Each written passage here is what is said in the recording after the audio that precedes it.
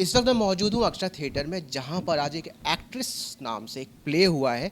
मेरे साथ मौजूद है टीम के डायरेक्टर, टीम की लीड एक्ट्रेस, और जानते हैं उनका एक्सपीरियंस इस प्ले को लेके कैसा रहा, कैसा था उनका किरदार, क्या थी स्टोरी। आइए जानते हैं उनसे। आपका नाम? रियांका राजपूत। रियंका, मैंने प्ले देखा और इसमें आपके 12 और ट्रिपल कैरेक्टर्स देखने को मिले हमें। सो कैसी रही इसकी प्रिपरेशन एज एन एक्ट्रेस के तौर पे? आपके लिए ये प्ले कितना इम्पोर्टेंट था? सर, ऑब्वियसली एक्टर के लिए हर प्ले इम्पॉर्टेंट होता है, या जो भी किरदार वो करता है वो इम्पॉर्टेंट होता है, बट ये प्ले स्पेशली मेरे लिए इसीलिए स्पेशल है बिकॉज इसमें मैंने एल्डर कैरेक्टर किया है, लाइक मेरी एज से बड़ा। तो मेरे लिए वो बहुत बड़ा चैलेंज था, क्योंकि मैं बहुत परेशान थी कि मैं कैसे लगूंगी यंग, क्योंकि मेरा फेस ऐसा है, थोड़ा चाइल्डिश है। तो मेरे लिए वो बहुत बड़ा चैलेंज था। इनफैक्ट मैंने सर को बोला भी था कि नहीं, मतलब नहीं हो पाएगी, वो चीज़ बाहर नहीं आ पाएगी जो आप मुझसे एक्सपेक्ट कर रहे हो, but he trusted me and then I did it. And what an amazing experience. मुझे नहीं पता मैंने स्टेज पे क्या किया है, बट इतने सारे इमोशंस एक्सपीरियंस करना एक ही कैरेक्टर के अंदर, यू नो, मतलब कितना कुछ है, हर रस है इसके अंदर। जो हम नवरसों की बात करते हैं, मुझे लगता है हमने इसमें 6 रस तो दिखा दिए होंगे मेरे कैरेक्टर ने। तो वो बहुत अमेजिंग और बहुत डिफ़िकल्ट जर्नी भी रही है, क्योंकि डेली बेसिस पे 1.5 घंटे का प्ले करना, डेली बेसिस पे उसी 1.5 घंटे को 2-3 बार रिहर्स करना, बार बार वो रोना। मेरी रोने की बड़ी प्रैक्टिस हुई है इस प्ले में। इससे पहले मैं रोने से डरती थी, और अब रोना इज़ लाइक वेरी इजी। तो वो एक एज एन एक्टर मैंने अपने बारे में एक बात जानी। हाँ जी, तो मैं कह रही थी कि इसमें जो हेल्प करी है हमारे डायरेक्टर ने करी है, गोपाल सत्य मित्रा। ये एक्चुअली इनके लिए भी एक्सपेरिमेंटल प्ले था, क्योंकि इन्होंने इससे पहले कॉमेडी प्लेस किया और मैं इनके साथ 5 सालों से जुड़ी हुई हूँ। तो मैंने बहुत सारे इमोशंस एक्सप्लोर किए हैं, but this time we thought to try something else. तो ये समथिंग एल्स ये था। नाम एक्ट्रेस का भी मतलब वेस्टर्न और इंग्लिश का है, प्ले जी। को अगर हम उस नज़र से देखें तो काफ़ी अलग था।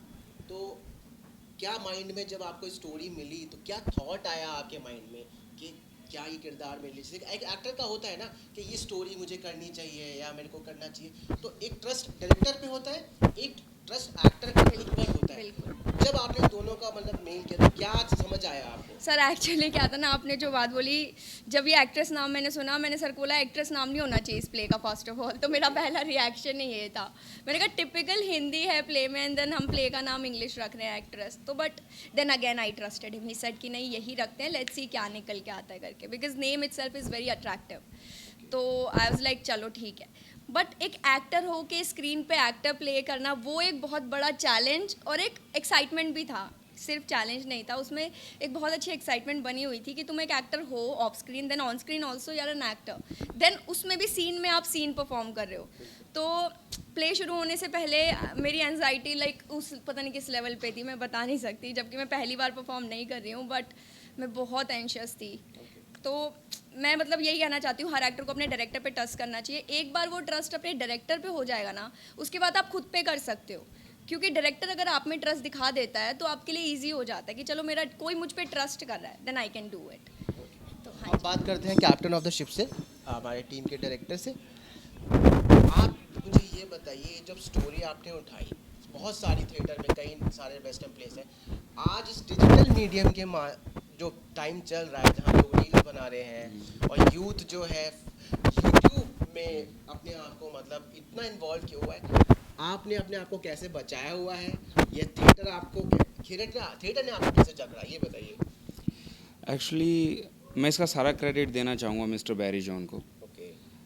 उन्होंने ही जो है मुझे इंस्पायर किया खुद की कुछ नई चीज़ें करने के लिए, ऐसी चीज़ें करने के लिए जो नहीं हो रही हैं अभी तक।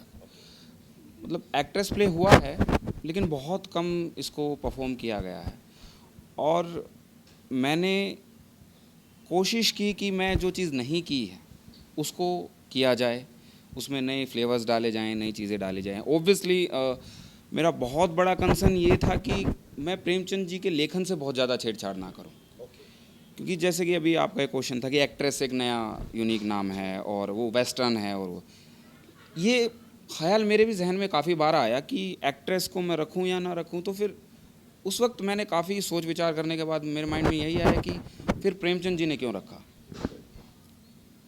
वो भी तो बहुत पुराने वक्त पे लिख रहे थे, बहुत 1930s और 40s के वो राइटर हैं। तो उन्होंने अगर उस शब्द को एक एक्ट्रेस के शब्द को अगर उन्होंने लिया है और उसको वो उन्होंने टाइटल दिया स्टोरी का, तो डेफिनेटली उसके पीछे एक जो है बहुत बड़ा कारण रहा होगा।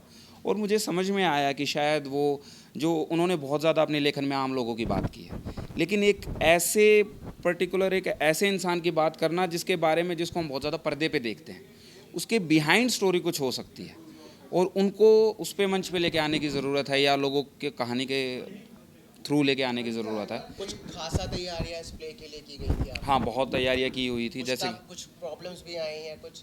हाँ, प्रॉब्लम्स तो ऑब्वियसली आती ही हैं और मैं सोचता हूँ कि प्रॉब्लम्स आनी चाहिए कि क्योंकि हम प्रॉब्लम से सीखते हैं और एक शेल ब्रेक होता है डेफिनेटली। जैसे कि अभी प्रियंका ने कहा कि हम जो है पहले सीरियस कॉमेडी जोनर पे कर रहे थे, अब हमें जो है सीरियस पे आना था। और प्रेमचंद जी का नाटक था, जस्टिस होना बहुत ज़रूरी उनकी कहानी के साथ। तो बैरियर्स थे, प्रॉब्लम्स थी। प्रॉब्लम्स जनरली यही आ रही थी कि एक जो वो पुराने टाइम का जो एरा है उसको प्ले करना है, वो एसेंस ना चली जाए स्टोरी की, वो जो फ्लेवर है उनका, जो उनकी लाइंस का कंटेक्स्ट है, वो ऑडियंस तक पहुंचना बहुत ज़रूरी है। एक छोटी सी लाइन है लेकिन उसको किसी और तरीके से भी कहा जा सकता था, लेकिन प्रेमचंद जी ने उसका बहुत साधारण और बहुत वेल कनेक्टेड उन्होंने एक लाइन में बोल दिया कि बूढ़ा बैल कभी जवान बछड़ों के साथ नहीं चला करता। एक पूरे प्ले में एक लाइन बहुत हाईलाइट होती है मेरे लिए एज एन डायरेक्टर कि वो इस छोटी सी बात में इस छोटे से वाक्य में कितना कुछ कह गए। तो बस यही मेरा कंसर्न था और ऑब्वियसली थोड़ा हर्डल्स तो आते ही हैं। एक और मैं एक बहुत कॉमन सा सवाल, अब तो आज ये प्ले हुआ, अब हम आपका अगला प्ले कब देख सकते हैं? अब हमारा अगला प्ले अभी ऑलरेडी प्रोसेस में है which is in Bombay and मैं बस अभी इस प्ले के बाद जो है हम बॉम्बे जाएंगे और इमोशनली प्रैक्टिकल एक प्ले है और उसका प्रोसीजर स्टार्ट हो चुका है। एक्टर्स वेट कर रहे हैं, रिहर्सल स्टार्ट होनी है, स्क्रिप्ट याद हो गई है और बस अब हम उसे थोड़ा सा और बड़े लेवल पे करने की इच्छा रखते हैं और ओबियसली हम करेंगे ही, क्योंकि जहाँ हार्डवर्क है वहाँ आउटकम तो आएगा ही। एंड मैं बहुत शुक्रगुजार हूँ कि हमें दोनों ही जगह बहुत प्यार मिला है। हमारा अभी जो लास्ट प्ले हुआ hard way out it was and Chandigarh express, एक हाइड एंड सीक करके एक इवेंट था, उसके अंदर 2 प्लेस थे ये। तो हमें बहुत प्यार मिला ऑडियंस से और बहुत लोगों ने अप्रिशिएट किया और बहुत इन्जॉय किया, कॉमेडी प्लेस थे। तो बस अब फिर से वही एक्साइटमेंट के साथ जा रहे हैं।